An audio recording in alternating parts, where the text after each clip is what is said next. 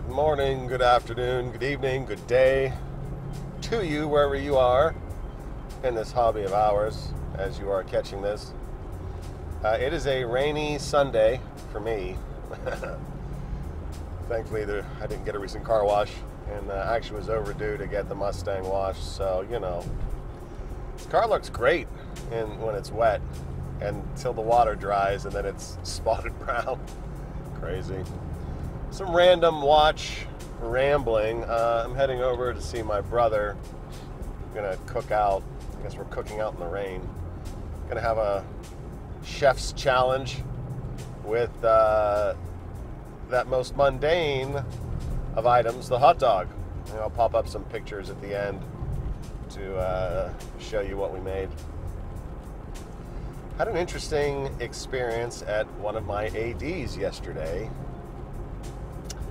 The first experience was I called the AD where I got the FXD saying, hey, you know, it's D. It's time for another tutor. And I was trying to get my hands on the 39. I see that as being an eminent purchase. It just looks so much like the Pelagos left-hand drive, which I love that watch. It wears big on me. So I'm probably going to swap those and move the LHD onwards to someone with a man's wrist to wear it, and I'll rock the 39. I saw Watch Gringa Brittany, actually, she had a great video about it. I'll pop up a card, noting that Tudor's promotional materials for that watch included a well balance of male, female wearers of the watch. So, you know, I guess 39 is pretty, that's on the larger side of unisex. Typically 36 is regarded as true unisex. But cool, whatever. It's so thin. It's like 11.6 or somewhere around there. I'm gonna make the decision when I get my hands on it, but yeah, that seems like it's the perfect modern dive watch, which is not, I mean, from the Tudor Rolex space. Now, you know me, Omega Seamaster, I am ride or die. But, you know, it's all right to get some strange every now and then when it comes to watches, just watches. And I do admire that piece. And then my second piece of AD news, I went into one of the stores that I believe is on the cutting edge of possibly getting me my Explorer.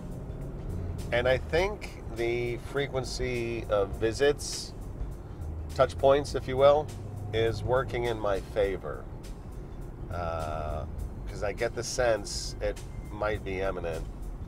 And we were chatting, and there's some indication that ADs do indeed know what's coming in their shipments, which the historical indicator, or at least what other ADs have communicated to me, is, oh, we never know what we're going to get, it just shows up and blah blah blah blah. So seem to have some information contrary to that. If you have an experience with your AD in that vein, let me know and drop me a comment. Yeah, the Explorer journey, gosh, I've been ups, downs, turnarounds, but I'm dialing it in. I've decided not to get the 14270 with drilled lugs, which would have been 1990 to 1994. Even though that's my favorite of the older 36 models. It's 28 years old at this point, and I want to have an adventure with this watch. I love used watches. 99.5% of the watches I buy are used. There is some charm in the idea that I'm starting a journey with a particular watch, and it's just the watch and me. And actually, Kurt, if you're watching, shout out to Kurt. He gave me the solid advice that, you know, he picked up from Paul Thorpe, mutual acquaintance, that, you know, if you're gonna buy a watch and the price, particularly talking about Rolex Sport, the price is comparable, brand new versus the vintage, get the brand new one. You're getting a brand new watch. And that was the advice Kurt used to guide himself on getting his subby. So I think I'm going to apply that to the Explorer and get the 36 new from an AD. Plus all the hunting I'm doing in the used space, I'm skittish about used Rolex. There's just so many quality knockoffs out there, and my recent challenges with eBay authentication having some failure to authenticate, I would never buy above $5,000 on eBay. I'm having a challenge buying over $2,000 after that last authentication malfeasance. So yeah, they're getting a timeout as far as I'm concerned. So I'm back on Chrono.24, and I'm actually cruising a 39 millimeter out of the UK. Shout out to the UK. Love me some UK. And it's a private. He's a private seller. He's not a dealer over there, which is, gosh, probably the scariest of all engagements. But let's see. He's listed at, I think, 75. So I peppered him up at 6.5. He came back at 7.1, which someone's probably going to harangue me about down the road, as in I should have jumped on that price. No, I'm not a price jumper. I'm a disciplined collector, especially on the higher end of things. Right now, the vibe is that prices are coming down still. So I'm inclined to be very patient on this one, especially if I'm going in used space. And his model, he got it from Bucherer Watches, which I guess is a dealer or something. And I don't know if he did it or the previous owner did it, but had that clear see-through protective film put on the watch. And so every link and every side link, center link, side curve of this Explorer watch has got protective film on it. I got mixed feelings about that. On this particular watch, no. That's a no-no. But what a great idea. I mean, in concept. Hear me out. It's almost the same as wrapping your couch and couch cushions in plastic. I had a friend when I was a kid whose parents, they had the couch cushions and the thing covered in plastic, and I didn't understand that. I still don't understand it. It's not comfortable, especially in the summertime.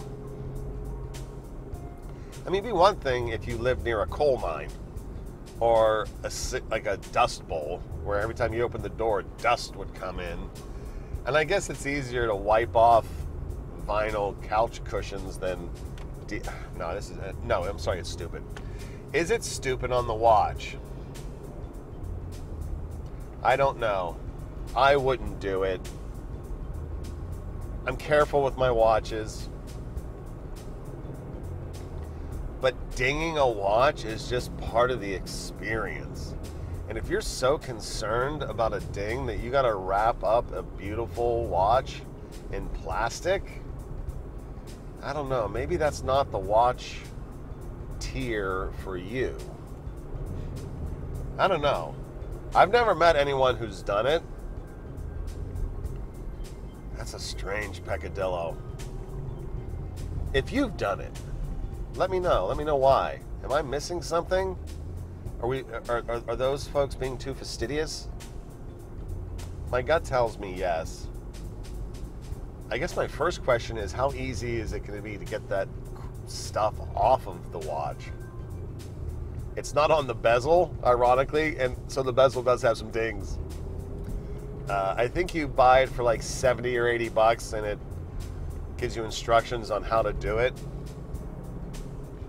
I hope it's just sticky adhesive, and peel it off and drop it into the ultrasonic, or use some Gooby Gone to get the residue off. I don't know. If he comes back and takes my offer, I'm gonna buy the 39, because I feel I'm priced in at that point.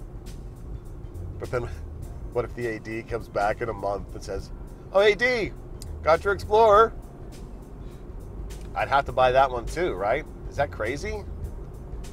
I would probably buy the second one, take them both in, live with them for a week or two, like live, and then flip the one that I don't want to keep.